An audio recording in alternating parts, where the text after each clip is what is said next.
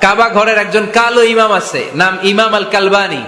উনি লন্ডনে একটা ইন্টারভিউতে বলেছেন, আমার মায়ের বদদোয়া আমাকে কাবা ঘরের ইমাম বানিয়েছে। লন্ডনে একটা কনফারেন্সে উনি ইন্টারভিউ দিচ্ছিলেন। ওনাকে বলা হলো, কাবার সব ইমাম সাদা ইমাম, আপনি কালো মানুষ, কেমনি ইমাম হইলেন? উনি বললেন, আমার মায়ের বদদোয়া আজকে আমাকে কাবা ঘরের ইমাম বানিয়েছে। উনি বললেন, আমি ছোট্টবেলা অনেক বদের হাট দিছিলাম, আমার মতো দুষ্ট আমার এলাকায় কোনো ছেলে ছিল না। মানুষের গালাগালি, মারামারি, দুষ্টামি, ভাঙচুর, চেঁচামেচি, চিৎকার, বিশৃঙ্খলা আমার মতো কেউ বেশি করতে পারতো না। কিন্তু আমার মা ছিল অনেক বড় আল্লাহওয়ালা।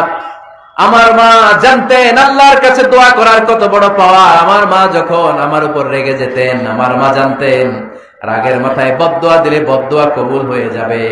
এজন্য যখনই আমি বেশি দুষ্টামি শুরু করে দিতাম, আমার মা রেগে আমারে বদদোয়া দিয়ে বলতেন, আল্লাহ তোরে হেদায়েত দেখ, আল্লাহ তোরে কাবা ঘরের ইমাম বানায়া দে।